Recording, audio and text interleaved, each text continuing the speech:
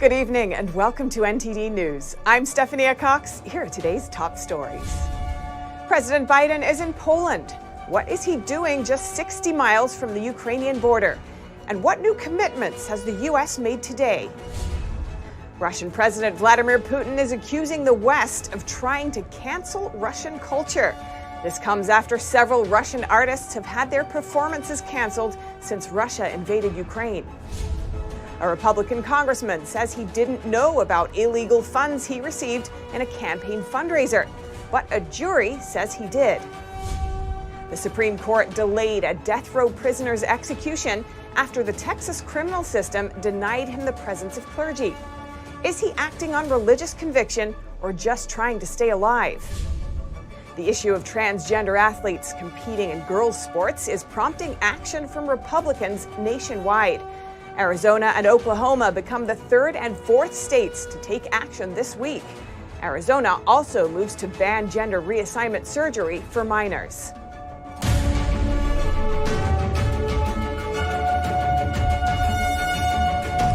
Following a marathon of NATO and EU meetings in Brussels, President Biden today visits Poland, plus a new deal by the U.S. to reduce Russian leverage on Europe. NTD's Iris Tao has more. President Biden has arrived in Poland, which is bearing the brunt of an exodus of refugees from Ukraine. Let's keep the democracies united. And to show unity, the Friday trip follows a series of meetings among Western leaders and a Thursday announcement that the U.S. would accept 100,000 Ukrainians fleeing the country. And visiting the Polish town of Rzeszów today, Biden was just about 60 miles from the Ukraine border. But he said he wasn't allowed to go there due to security concerns.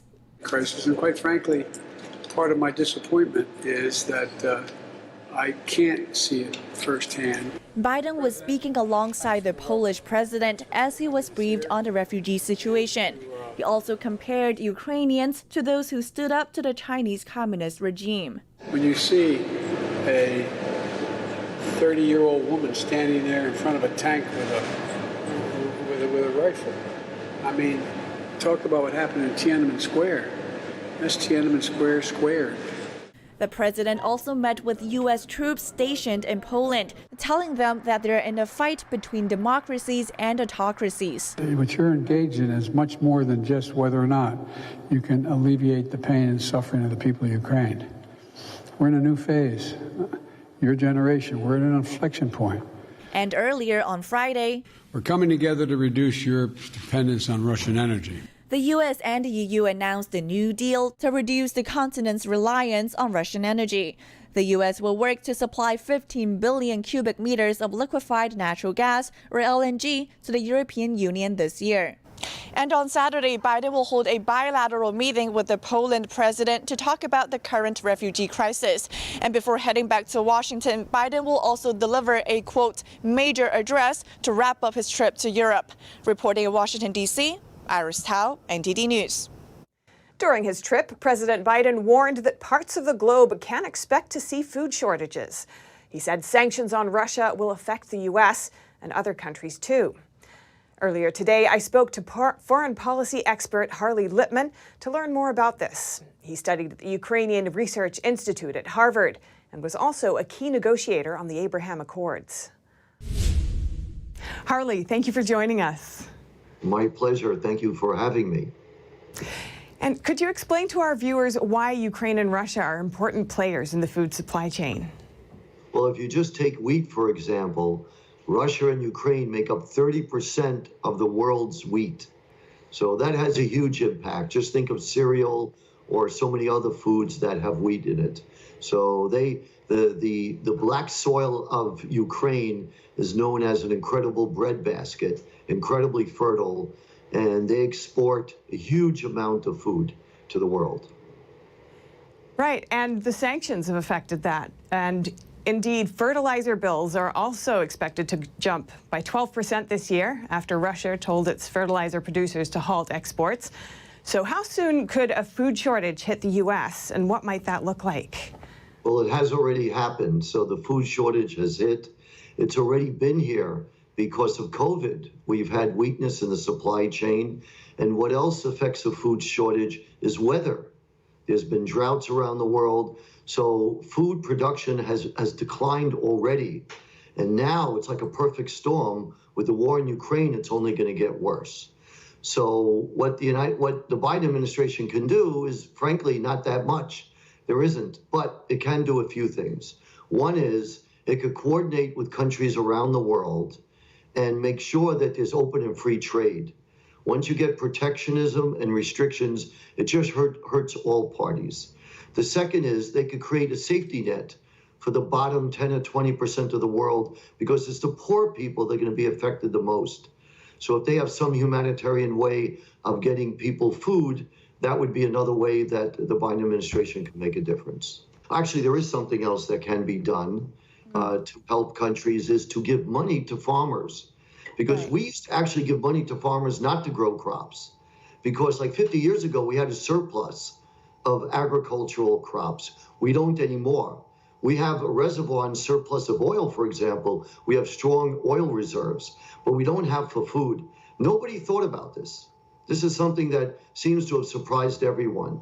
So the challenge that farmers have right now, actually, is that if they grow wheat, they're afraid if all of a sudden the Ukrainian crisis is resolved, they're going to be left holding the bag.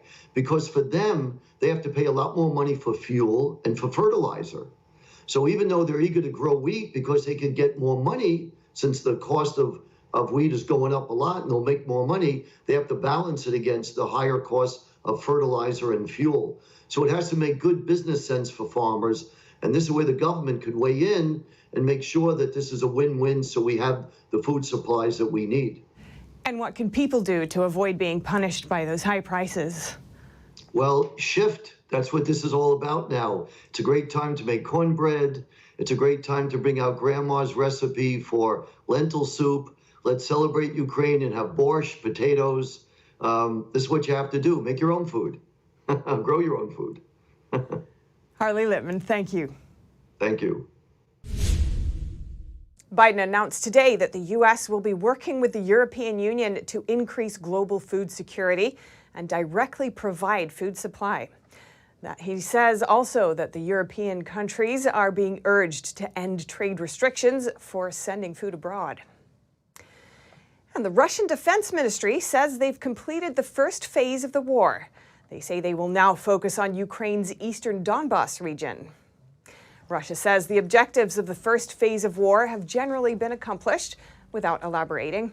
Their statement says, quote, "The combat potential of the armed forces of Ukraine has been considerably reduced, which makes it possible to focus on the main efforts to achieve the main goal of liberation of Donbas." Donbas refers to Ukraine's Luhansk region and Donetsk region in the east bordering Russia. Pro-Russian separatists have been controlling parts of the region since 2014. Russia says that Russian-backed separatists now control 93% of the Luhansk region and 54% of the Donetsk region. And on this week's episode of NTD's The Nation Speaks, Russian President Vladimir Putin says the West is trying to cancel Russian culture.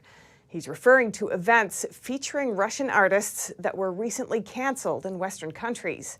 NTD's Jason Perry has that story. Today, they're trying to cancel the whole country, which has a 1,000-year history.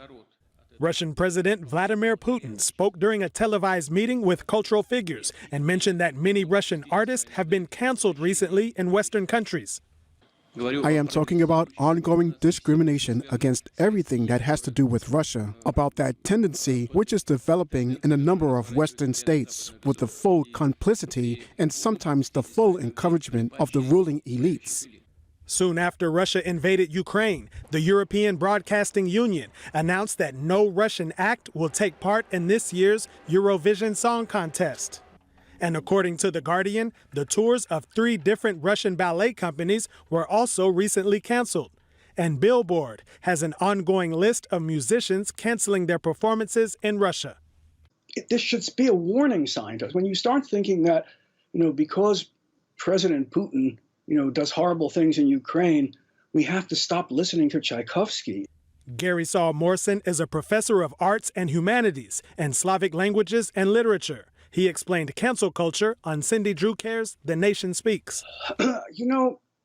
I suppose it should have been expected because the way cancel culture works is that there are good guys and bad guys, and there is no gray area. Everything's even remotely associated with the bad guys becomes bad, and so you just apply it to a new topic, the Russians. He thinks the way to help prevent cancel culture is to reason with people. For example, by saying it really doesn't make sense to cancel this Russian concert and to appeal to people's sound judgment, and some of them will respond. Jason Perry, NTD News. And also on The Nation Speaks, how is the war affecting life for everyday Russians? NTD speaks with a Russian professor to find out. I think now. Konstantin Sonin is a professor of political economy at the University of Chicago. He is Russian and was in Moscow when the war broke out, but he left the country soon after. He tells NTD how the war and Western sanctions have changed the lives of those living in Russia.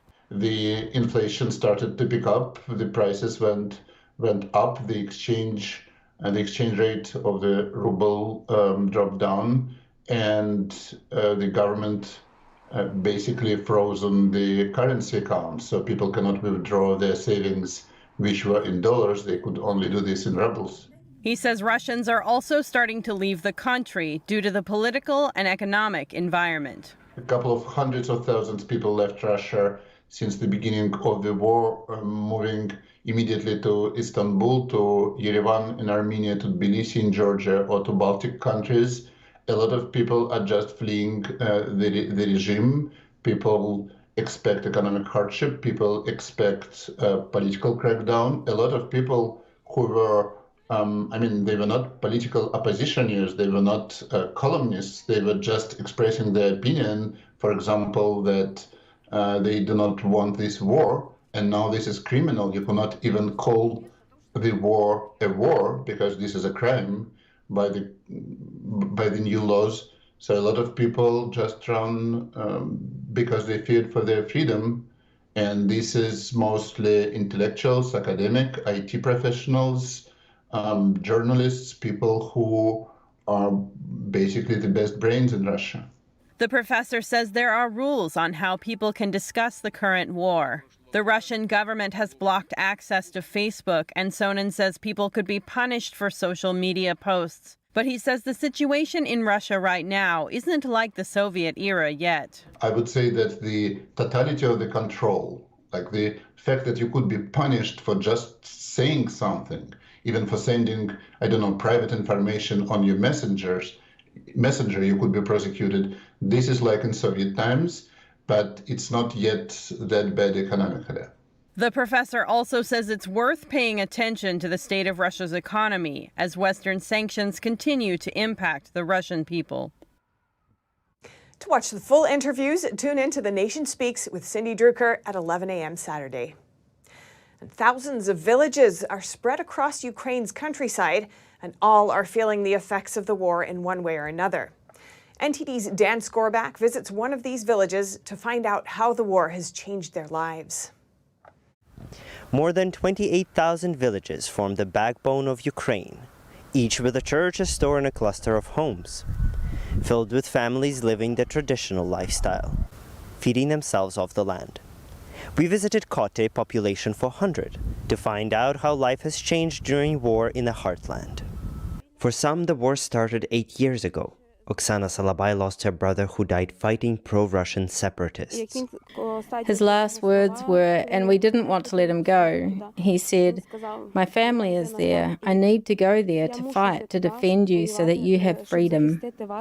We also talked to Viktor Pokrovsky, who was born in Russia. He told us why he loves Ukraine.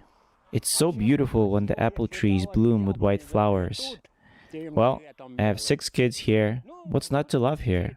Should I not love my neighbor? He helps me. But his family in Russia is convinced that he is being persecuted by Ukrainian Nazis. Mikhailo Romanishin's sister moved to Russia from Ukraine in 1964. He is shocked that she is now also convinced by the Russian propaganda. She said, "What are you doing here? You're killing people in Ukraine."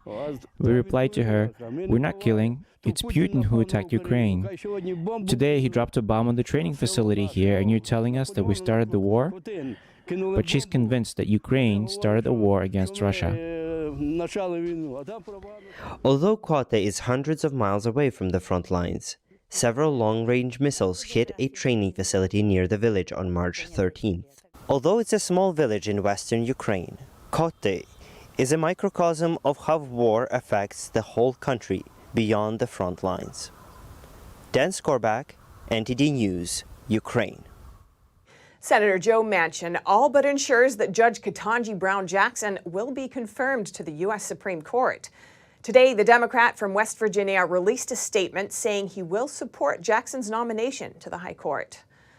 Manchin says after meeting with Jackson and considering her record, he determined she is, quote, supremely qualified and has the disposition necessary to be a Supreme Court justice. If Senate Democrats vote unanimously in Jackson's favor, they can confirm Jackson without any Republican backing. If the vote is partisan and split at 50-50, Vice President Kamala Harris would then cast the tie-breaking ballot. A vote has not been scheduled yet. And the Supreme Court has given an update on Justice Clarence Thomas. It says he was discharged from the hospital today after staying there for nearly a week. He had entered the hospital after experiencing flu-like symptoms. The court said Thomas did not have COVID-19. Thomas, a conservative justice and appointee of former President George H.W. Bush, has been on the court since 1991. And a man on death row in Texas can have his pastor pray with him while he's being executed. That's according to a Thursday Supreme Court ruling. The decision is the latest chapter in the nearly 3-year-long dispute. NTD's Arlene Richards has the story. The Supreme Court put a hold on a Texas death row inmate's execution on Thursday and said federal law permits him to have clergy present at his execution. Writing for the court in an 8-1 ruling, Chief Justice John Roberts noted that there is a rich history of clerical prayer at the time of a prisoner's execution. In addition to having clergy present, the inmate, John Ramirez, wants his pastor to be permitted to touch him while the lethal drugs that will end his life are being administered. Ramirez's attorney, Seth Kretzer, said the Texas prison changed its policy back to allowing pastors last year. This was after eliminating clergy in 2019. When officials learned that Ramirez's pastor, who doesn't work for them, wanted to lay hands on the prisoner, they said touching wasn't allowed. Then they changed their policy again. The pastor more is not allowed to pray. So that massively shifted the focus of the lawsuit. It started out, you can't touch him, to move to, you may not pray aloud. Prison officials said there was a safety concern, such as the prisoner grabbing the pastor. And the prison's attorney stated another concern in a news broadcast of the court hearing by Chris 6 News. Each time he litigates around an execution date, he receives another lengthy reprieve. This court should not countenance the delay of a fourth execution date. And here's Kretzer's response when asked about the delays. To tell you, I don't play games. We don't do delay tactics. According to Kretzer, if the state had a clear protocol regarding what a pastor can and can't do, he would not have filed the lawsuit. The Supreme Court put a hold on the execution to give more time for the case to be fully litigated in the district court. Arlene Richards, NTD News, New York.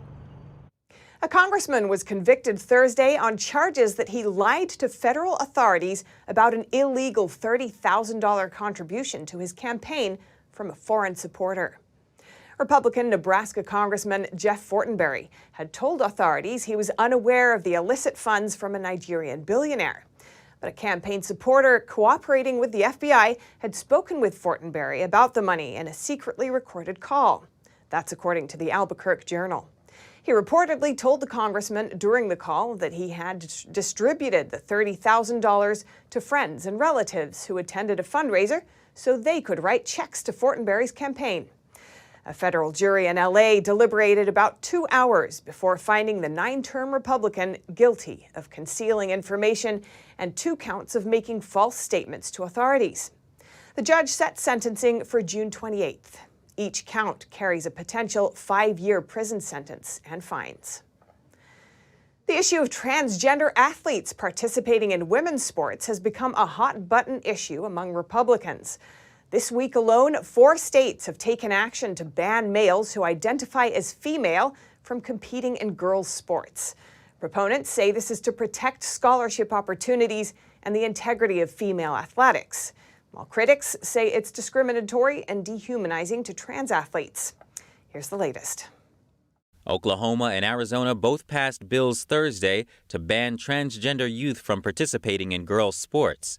In addition, Arizona lawmakers also passed legislation that would prohibit physicians from providing so-called gender-affirming surgery to minors. This includes surgical procedures such as having the breasts and ovaries removed, as well as genital amputation and reconstruction. The bills are now heading to the governor's desks. Although both the states have Republican governors, there's no guarantee the bills will be signed into law. An argument made by both Republicans and Democrats against such bills is that they aren't needed, since there are so few transgender athletes competing in girls' sports. But proponents say the bills are needed to resolve the issue before it becomes a problem.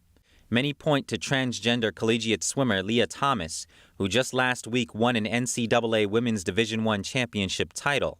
Florida Governor Ron DeSantis, who has taken a hard line on the issue, later issued a proclamation declaring runner-up swimmer Emma Wyant as the rightful winner.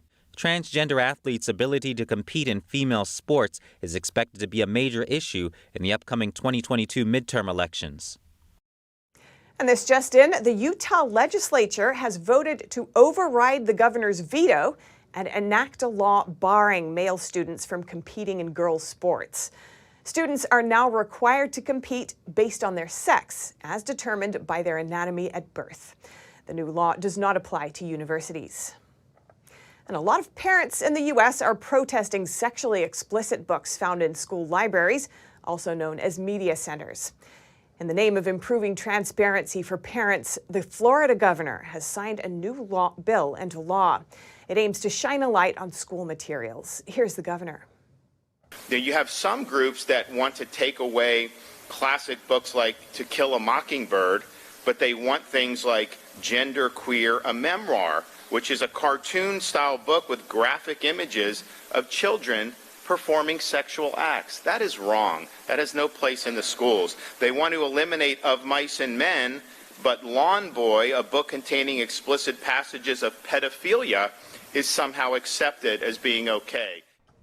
The governor's office says the new law requires school districts to make meetings on instructional materials public, and that districts must provide access to the materials at least 20 days before any official action is taken. The state's Department of Education is also expected to publish a list of materials that have been removed by school boards as a result of parental objections. Governor Ron DeSantis says that by improving the transparency on school materials, parents will be informed and be able to object to books they consider inappropriate. The author of Gender Queer argues that that particular book should be in schools because it addresses gender problems that some people are dealing with. And up next, the trend of leaving New York City seems to continue. A new survey shows many are still thinking about leaving. And a terrible tragedy at an amusement park in Orlando last night. A 14-year-old boy fell out of a ride to his death. We'll bring you the details here on NTD News.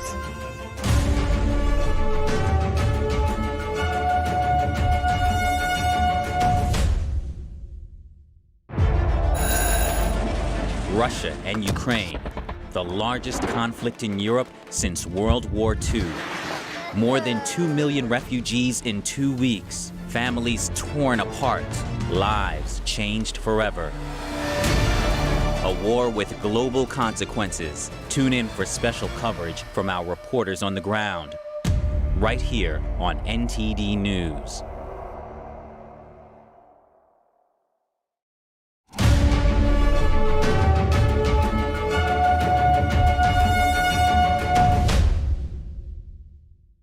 New York City is trying to emerge and recover from the pandemic, but a new survey shows that many employees aren't too hopeful about the Big Apple's future and might even want to leave.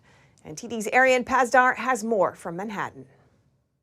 Almost half of all private employees here in New York are thinking about leaving the city. The main reason for that, according to a new survey, is public safety, especially on the subway. Right after that comes the fear of catching COVID. Almost 10,000 people were interviewed throughout the last month. Key findings include 74% say safety on transit has gotten worse since the beginning of the pandemic. 62% of employees say they are pessimistic or unsure about the city's future. Only 38% are optimistic about the future. So how does crime affect New Yorkers? You know, crime is everywhere. You know, you go 34th Street, just walk by 34th Street, you see a lot of the homeless people out there, you know, and people get afraid. Make sure I get to where I have to go without getting attacked, because nobody wants to get attacked or even murdered. It's a different city now. It's just it's dirty. It's a shame too. You know, it's a great city, best city in the world, but soon I'll move out. Many already left. Manhattan suffered the nation's worst population decline during the pandemic. Almost 7% of all residents left between 2020 and 2021. And in Brooklyn, 3.5% of all people left. That's the 6th worst percentage nationwide. Arian Pastar, NTD News, New York. And a 14-year-old boy is dead after falling from a drop tower amusement ride in Orlando's Icon Park. A clip circulating on social media shows the boy falling. And a warning, the following story contains images some viewers may find disturbing. In the video, you can see the ride coming down fast before it stops abruptly. That's when the 14-year-old falls out. Once down, passengers are asking to be let out of their seats so they can leave. Get us up! Get us up! He was visiting from his home in Missouri with another family here in Central Florida. So the Orange County Sheriff's Office role in this incident is to determine whether or not this is an accident.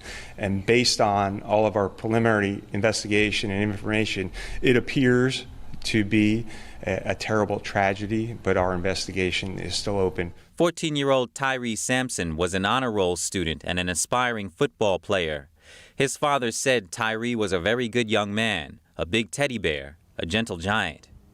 The father said his own life stopped when he saw the video of his son falling to his death. The free fall is a 430-foot-tall tower and ride, higher than the Statue of Liberty in New York City. The ride opened just a few months ago. Coming up after the break, the census data from 2021 is out. Of note, California's population decline. Several counties in the state appear on the top 10 list for the greatest population decreases. We'll look at who left where.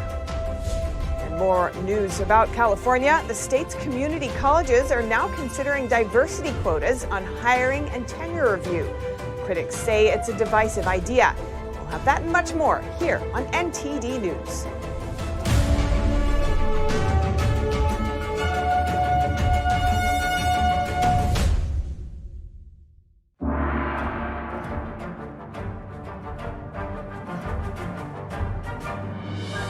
The performance was enchanting. I feel better about the world. I feel uplifted. It touches you. It really does. The expertise of the dancers was really, really strong. To know that it was live music was really fantastic. We didn't want to miss this. Make sure you see it. Have to come. Life-changing. Coming to Stamford Palace Theater and NJPAC from March 31st. Hello, I'm Mike Lindell, CEO of MyPillow. Retailers, shopping channels, and now even banks have tried to cancel myself and MyPillow. Well, during these times, your support has meant everything to us. So my employees and I want to personally thank each and every one of you by passing the savings directly on to you. We're selling the best products ever for the best prices ever. For example, we have my standard size MyPillow, regularly $69.98, now only $19.98 with your promo code. Or you can get custom fit with my premium queen size MyPillows, regularly $79.98, now just $29.98. Or my king size, regular $89.98, now just $34.98. So go to mypillow.com now and use the promo code on your screen or call the 1-800 number below to receive this exclusive offer.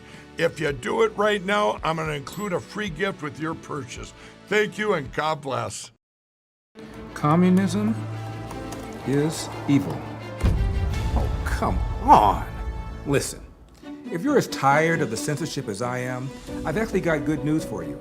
Check out epictv.com. It's a brand new censorship-free video platform where you can find not only my show, but other deep documentaries, great programs, and honest movies that bring you the news without all the spin and the fake narratives. So, I'll see you there.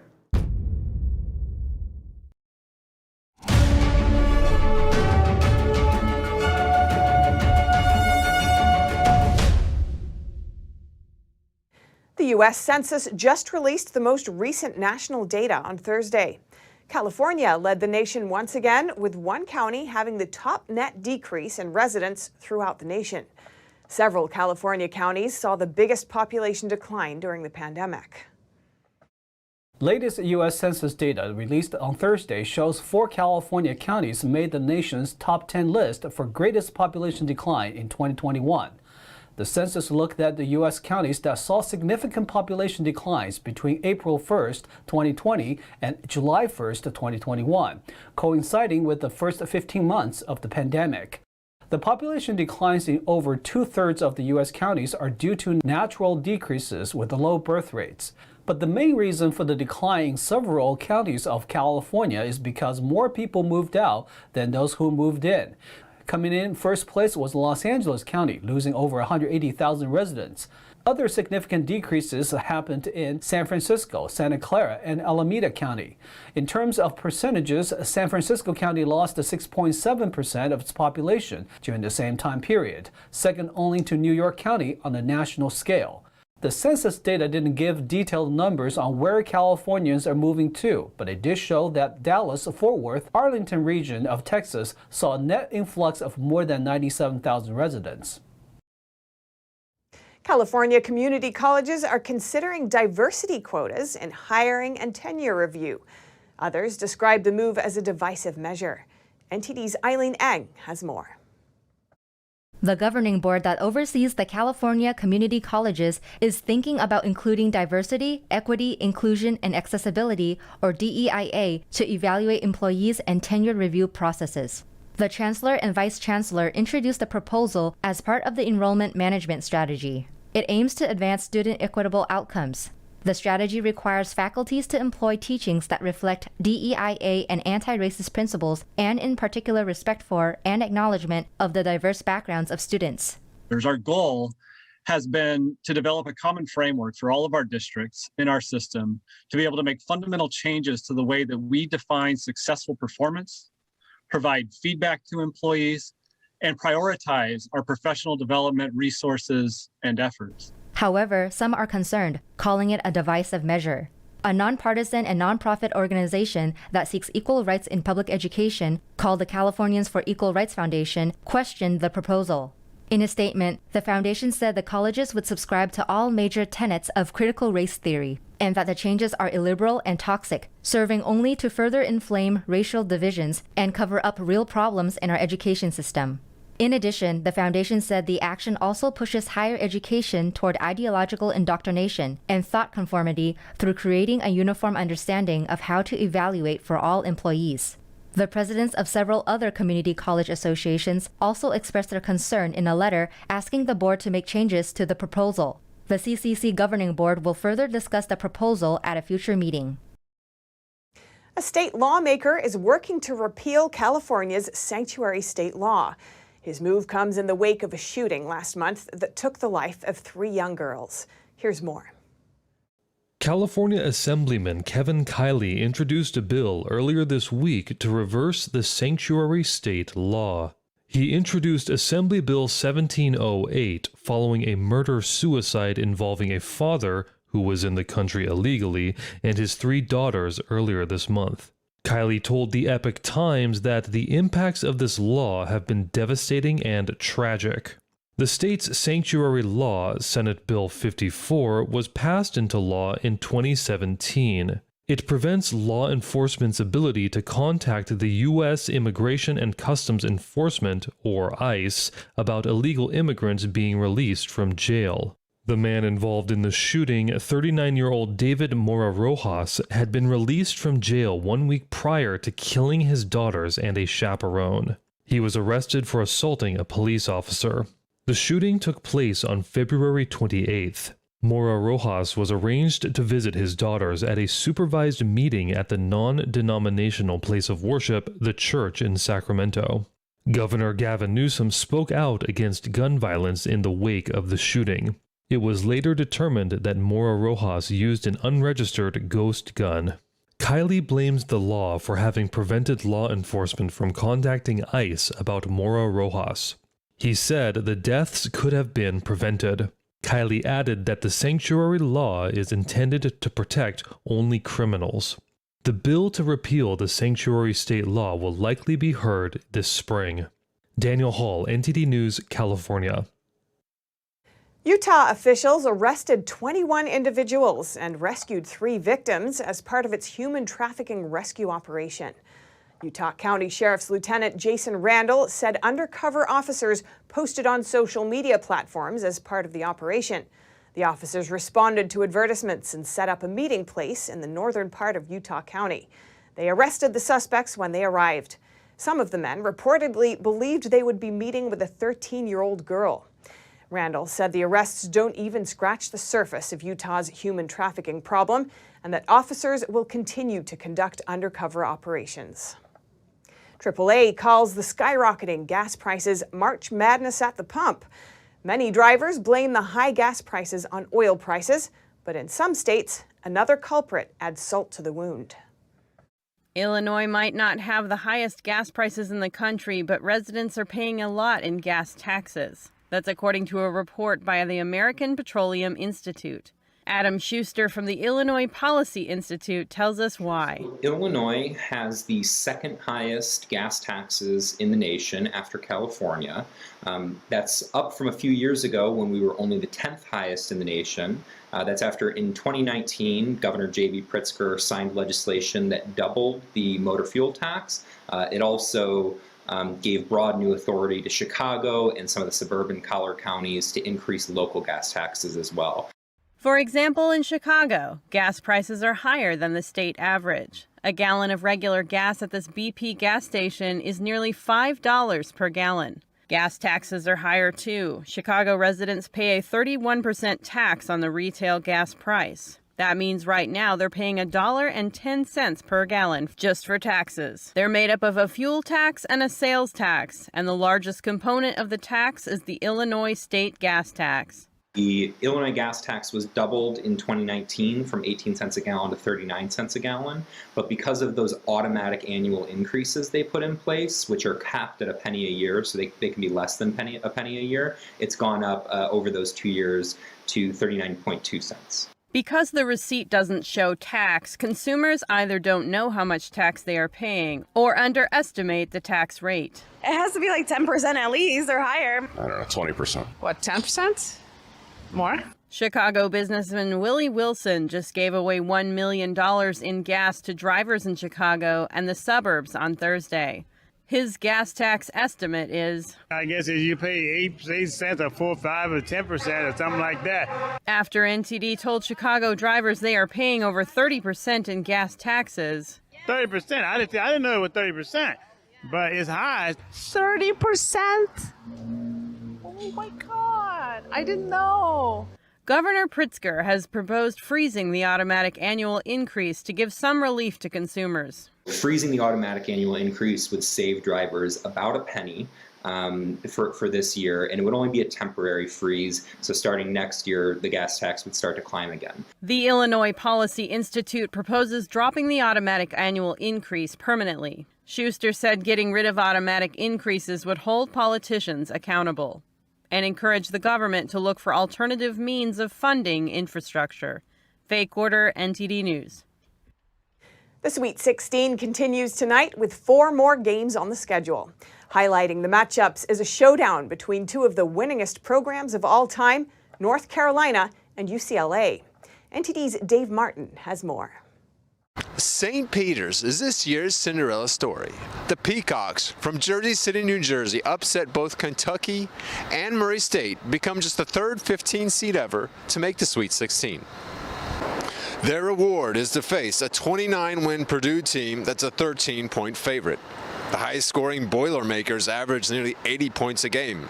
And by now, they should know to watch for the Peacocks' backdoor screens and clutch shooter Doug Eddard on the perimeter. The lone #1 seed left in the tournament, Kansas, takes on Big East champ Providence in the second matchup.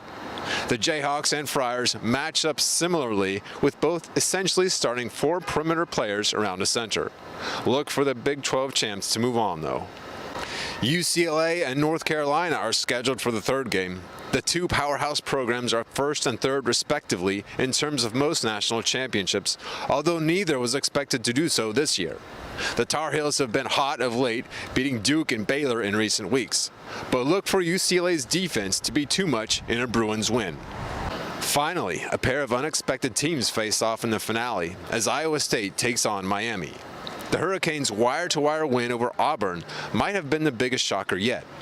Meanwhile, Iowa State held both its tournament opponents to under 55 points. Look for Miami and their short yet experienced lineup to come out on top. Dave Martin, NTD News, New York. The Denver Broncos have had the hottest offseason in the NFL so far, bringing in star quarterback Russell Wilson. But yesterday, it was their stadium that was on fire. Firefighters put out a blaze at the Mile High Stadium that burned several rows of seats in the third level, as well as a fourth level suite on Thursday. Captain Greg Pixley, a spokesman for the fire department, said it appears the fire originated in the suite but was partially suppressed by a sprinkler system. It then spread to the seats, which are made of plastic. At least 100 people were attending an event on the second level when it broke out, and about 75 firefighters responded to the call. No injuries were reported. Investigators haven't said what started it.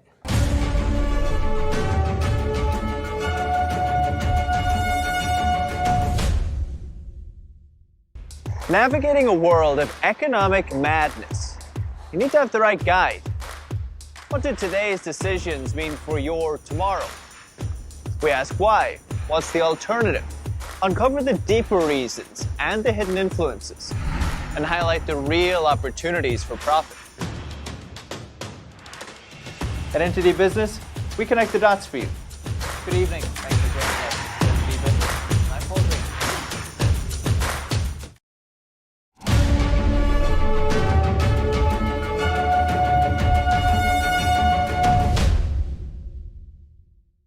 North Korean state media says the country's latest weapons test was a new, powerful type of intercontinental ballistic missile.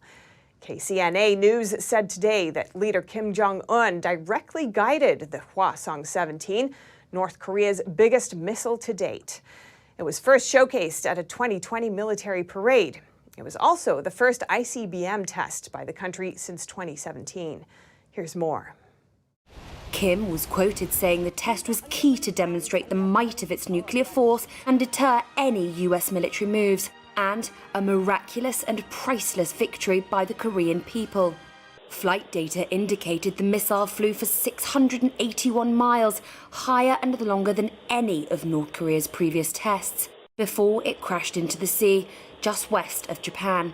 North Korea's return to major tests of weapons that could potentially strike the US poses a direct challenge to President Joe Biden as he responds to Russia's invasion of Ukraine. The launch drew condemnation from US officials as well as Japan and South Korea. South Korea's recent election raises the prospect of a fresh crisis after the launch. A new, more conservative government led by Yoon Suk-yeol has pledged a more muscular military strategy to counter Pyongyang. The UN Security Council will meet publicly on Friday to discuss the ICBM. And the U.S. Ambassador to the United Nations, Linda Thomas-Greenfield, said today that the United States will push the UN Security Council to update and strengthen international sanctions on North Korea over its increasingly dangerous provocations. Coming up, we'll take a look at one of the tallest wooden skyscrapers on the planet. It's built in a Swedish city that has a strong tradition of making use of timber. Find out more in just a moment here on NTD News.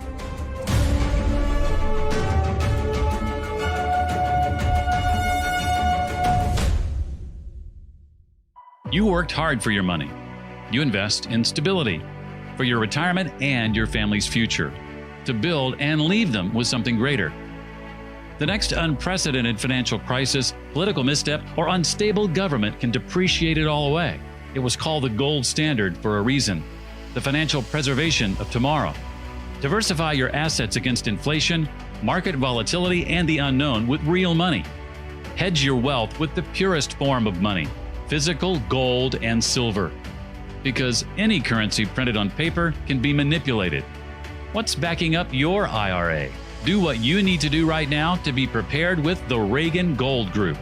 Visit now, rggusakit.com, or call us at 866-912-1384. Receive up to $2,500 in free silver coins and a free safe with your new precious metals IRA. Call now.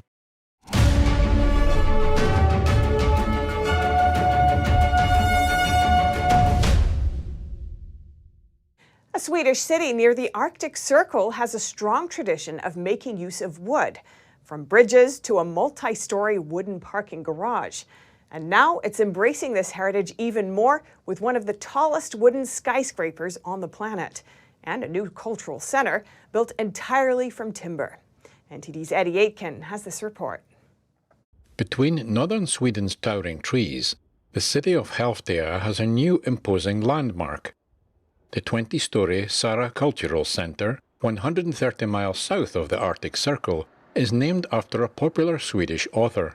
It is a theater, it is a library, it's art exhibitions, it's other event, big artists coming to visit this house. The venue also boasts restaurants and a 205-room hotel. As the world's construction industry comes under pressure to curb its environmental impact, the age-old practice of building with timber is seeing a new lease of life. The project's co-lead, Robert Schmitz, said plans for the wooden skyscraper met raised eyebrows when he put them forward in 2016. Everyone thought that we were a little bit crazy almost, visionaries, suggesting or proposing a building like this totally in timber. Wood takes carbon dioxide from our atmosphere and stores it throughout its lifetime. And there's lots of wood in Sara Cultural Center from trees harvested within 40 miles of the town.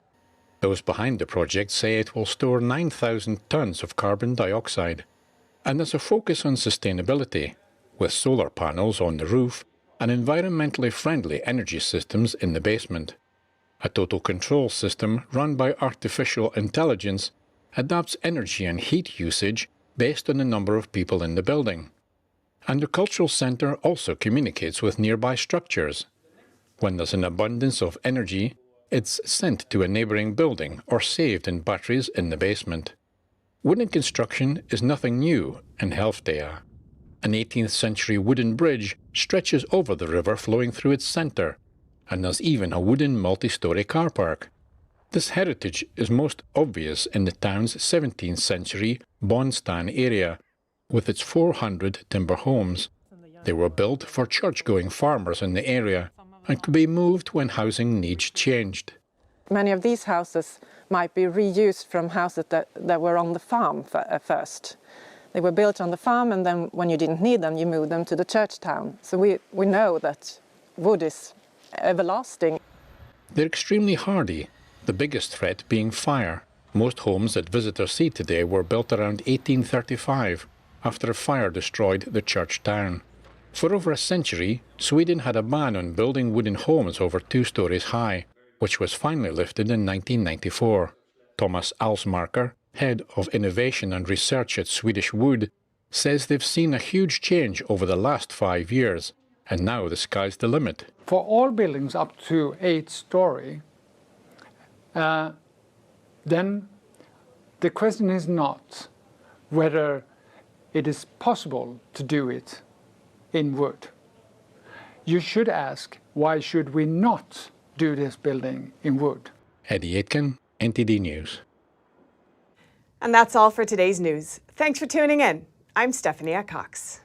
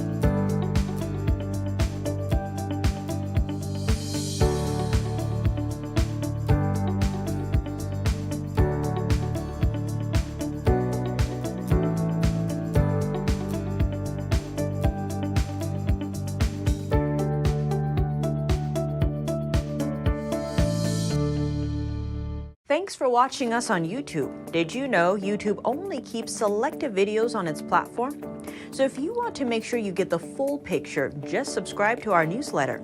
Go to newsletter.ntd.com and sign up. It's free.